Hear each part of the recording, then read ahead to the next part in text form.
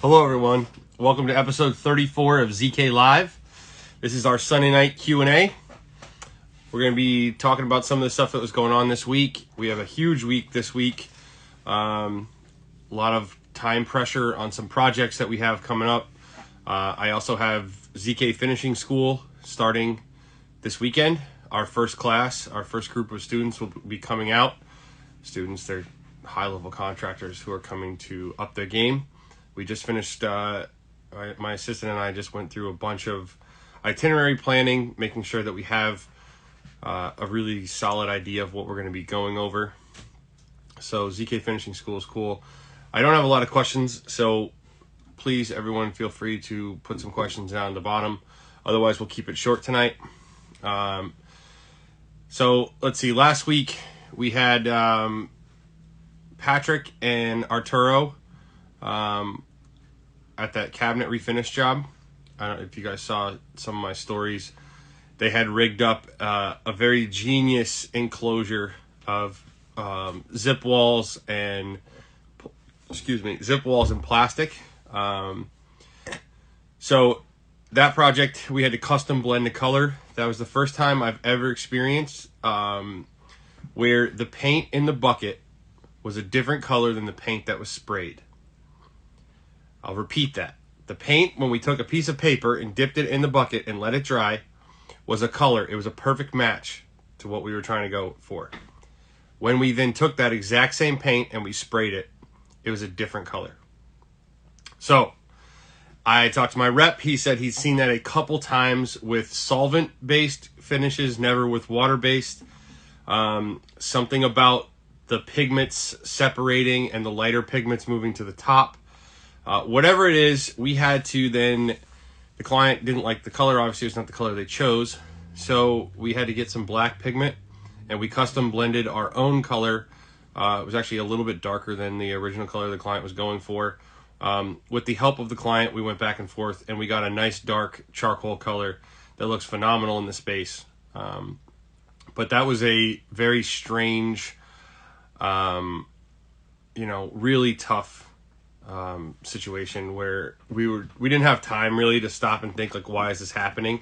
It was just so clearly happening that we would look at the bucket and we'd look at the piece of paper and they would all be good. And then we would put that same exact paint into the sprayer and we would spray it and the color was wrong. There's some sort of scientific explanation to that. I just don't know what it is. Can you guys do me a favor and put your questions in where there's a question icon at the bottom? That will allow me to go back and see them later, and I can even put them up on the screen so everybody can see the question that we're answering. It just helps me as I talk so that they don't end up way up the feed. So thanks to, I wasn't even involved. I was involved a little bit, but Patrick actually ended up going to our paint supply store. We got Fine Paints of Europe, very strong black water-based pigment, and we added that. Patrick added that with the client's help to dial in. He would mix up a batch. He would then ask the client. He would do a drawdown. He would show the client. She'd say, "No, I want a little darker," and they went like that back and forth a few times until we custom mixed a paint. Ilva. We're using Ilva water-based 2K poly. So they custom blended a paint that got the client what they wanted. And again, I have no idea how to prevent this from happening in the future. I think it was a very strange, odd occurrence. I believe it has something to do with the fact that we were using a clear base and something to do with just the type of pigment. And when the paint was sprayed, the color was a different color than when the paint was brushed, if you will, or just put onto a piece of paper. So crazy. That was the first. But I was really proud of how Patrick and Arturo as a team were able to overcome that. They quickly, with the help of, I kind of helped give some guidance, but he went and mixed up paint, got the client happy, they sprayed, got it all done. And then I'm going to make a post about it, but that booth that they made on site in that, 20 something foot tall ceiling room was phenomenal. I was so proud of them. I saw it and I was just like, oh my God, this is amazing. They ran the zip poles horizontally between the fireplace wall that stuck out a little bit and the outside wall of the house, and then also between the fireplace and the balcony. There's like a second floor open balcony that walks across, catwalk type of thing. And they ran zip poles horizontal across. And then I think they attached zip poles on top of that coming out and like must have taped them. So they were like rigid. And then they attached zip poles where the poles went out. They attached zip poles vertically to that. And so they were able to make an enclosure essentially in the middle of space, which was just brilliant. That was really awesome. We can talk. I'll keep just doing a quick rundown of what we were doing this week and what we're doing next week, and then we'll get going into the questions. Definitely very excited for finishing school. But the Black Gloss project, obviously an amazing project.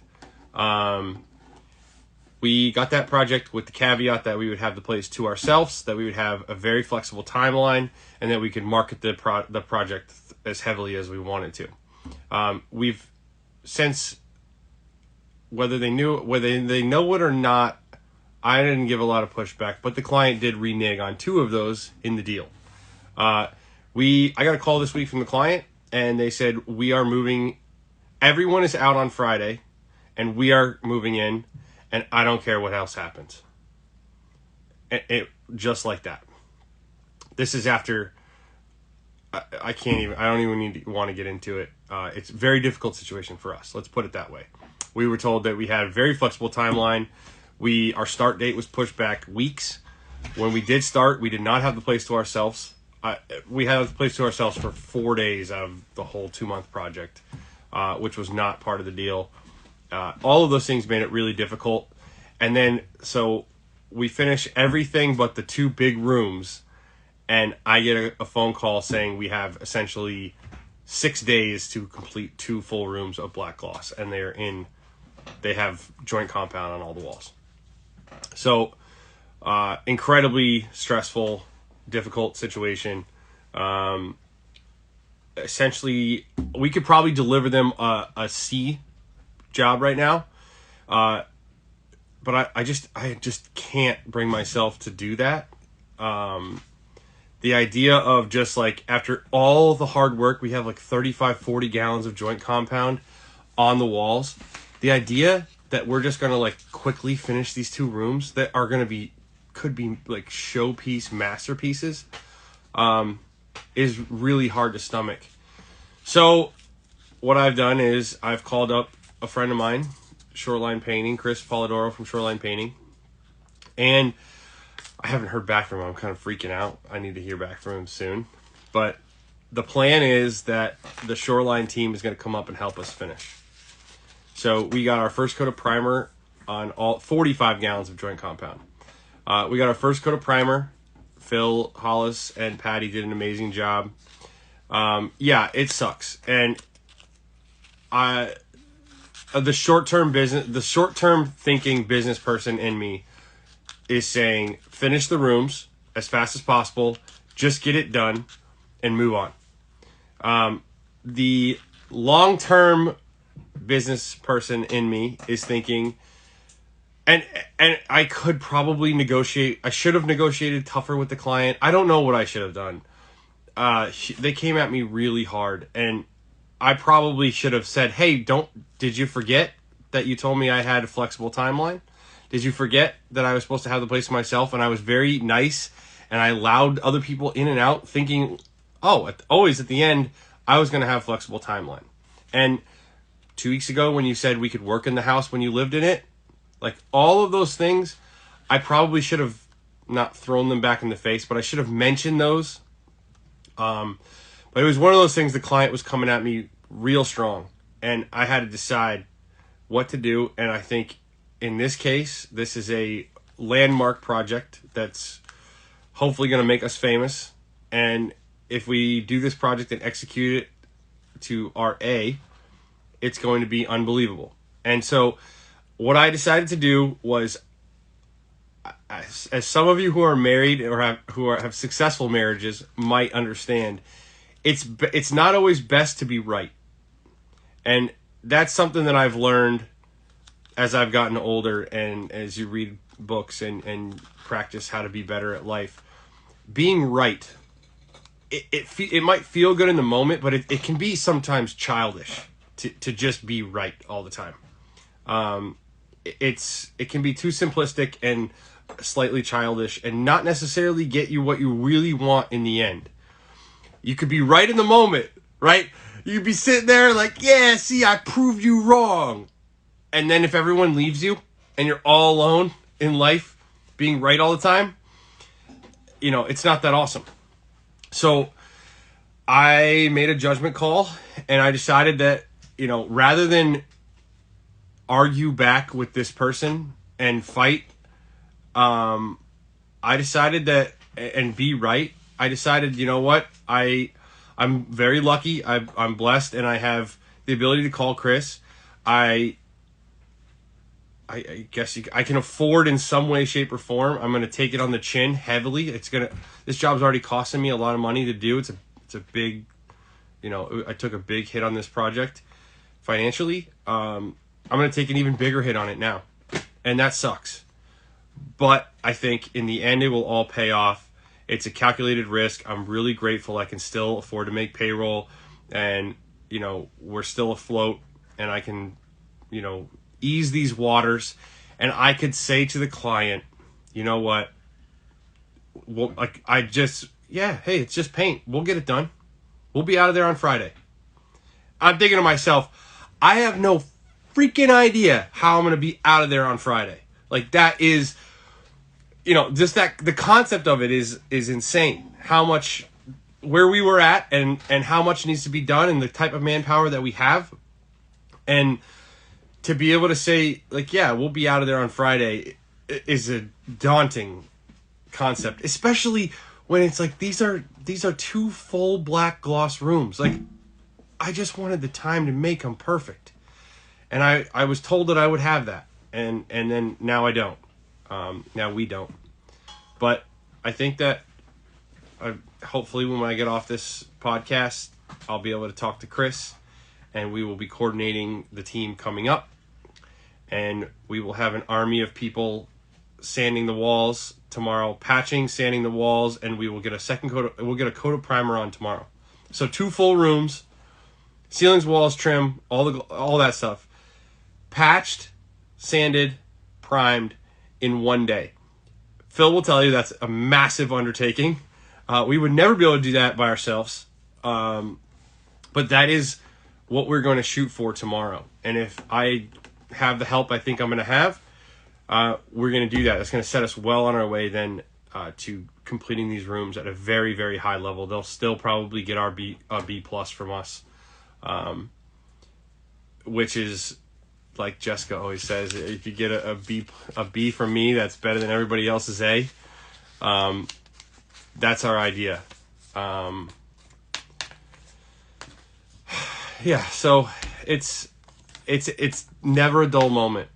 And then you combine that with, there's a project that almost is, and this is another project which has been horrible. So as we talk, as we live life as business people and just as human beings, right? We start to develop, like, going with the gut, as they say, and like developing a gut feel.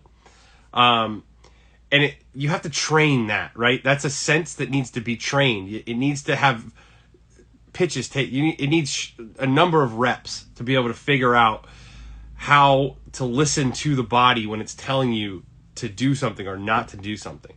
And I'm training it. And there's a project that I got brought onto. The client contacted me. They were incredibly nice, very knowledgeable. They knew lots about paint, and they really wanted us. And it was this.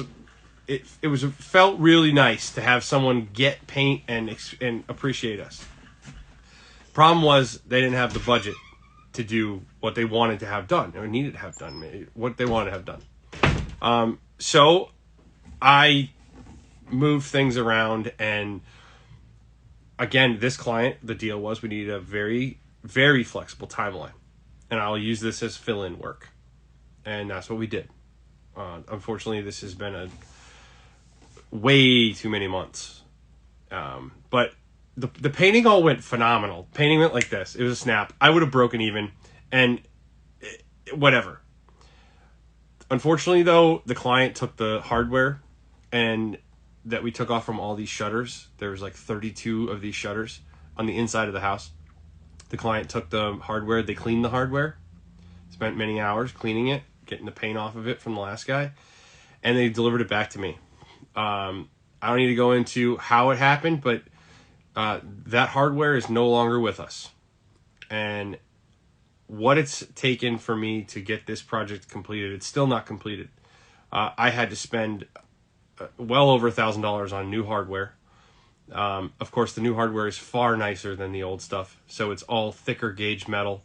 It made it so that all the old holes for all the old hinges don't fit. I had to pay a carpenter to come in and completely refit all of the shutters. We refit all the shutters, and then of course the latches that latch the two shutters together, they're way nicer and they don't fit in the same old holes. So now we have to fill nail holes and hopefully try to touch up a sprayed finish on filled holes, which we all know is probably not actually going to happen. It happened on Friday. I'm going to see how well Arturo did. I'm exhausted. I'm just done. The client owes me a sum of money that is significant, and there's so much of my body that wants to just be like, take it, have your place back. I got to stop thinking about this project.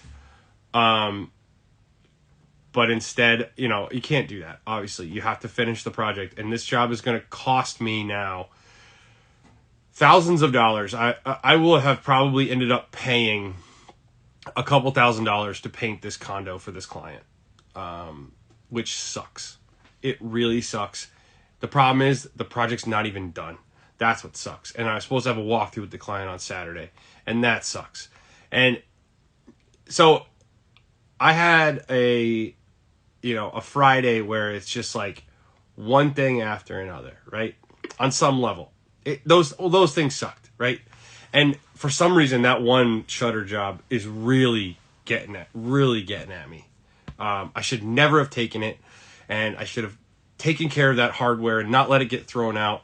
And I don't know. There's a lot of things I should have done better. But it happened, and it's like now there's a part of me, my old self, my weaker self, really likes to ignore problems. And so that's kind of what's been happening with this too, is I've been sort of ignoring the problem. I went there on Friday thinking that I'd paid a carpenter. He got all of them lined up. It's all awesome. And then I get there, and then I go to put the hinges. I forgot to tell him to put the little hooks on. So I forgot to tell him that. He, very skilled carpenters there, didn't do it. So now I have to do it. All sorts of crazy things. And then